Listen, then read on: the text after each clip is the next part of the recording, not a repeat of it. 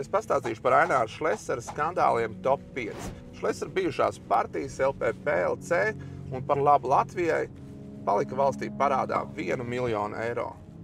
Šlesers tās abas divas partijas ir likvidējis, bet parādi joprojām ir palikuši. Šlesera kungs, ja gribat tik ļoti palīdzēt Latvijai, varbūt no sākuma ņemiet un samaksājiet parādu valstī. Slepens sarunas viesnīcā Rīdzene. Šlesers kopā ar citiem sēdēja, runāja, kā ietekmēt mēdījus, politiku, naudas plūsmu. Tur patiesībā parādījās Šlesera īstā seja. Šleseram valsts ir kā privāts bizness. Kad Knāps vēlējās kratīt Šlesera dzīvesvietu, Saeima viņu piesedza. Tas bija tāds skandāls, ka viss beidzās ar Saeimas atlaišanu. Vienīgais šāds gadījums Latvijas vēsturē, un, protams, tas notika Šlesera dēļ. Pēc politiskās karjeras beigām Šlesera ģimenei un viņu uzņēmumiem pēkšņi parādījās vērtīgi īpašumi Rīgas ostas teritorijā.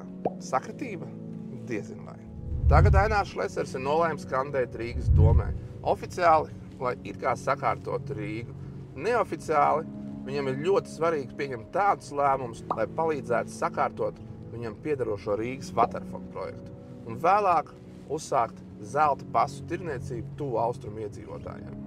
Aizkadrā palikuši droši vien, ka desmitiem stāstu par Aināru Šleseru, bet vēl var pieminēt tādus Jūrmalgaitas skandālu. Stāsts, kādā veidā viņš savu šoferu dēlu iekārtoja valsts augstā amatā un daudz citu stāsti. Un tie ir tie galvenie iemesli, kāpēc mēs progresīvajā ar Aināru Šleseru nesadarbosimies Rīgas domē. Ko teiks citi, to laiks rādīs. Nu ko, esam atbraukuši līdz Rīgas centrāla cietumam. Kā domā, varbūt Aināram Šleseram īstā vieta būtu te, nevis Rīgas domē?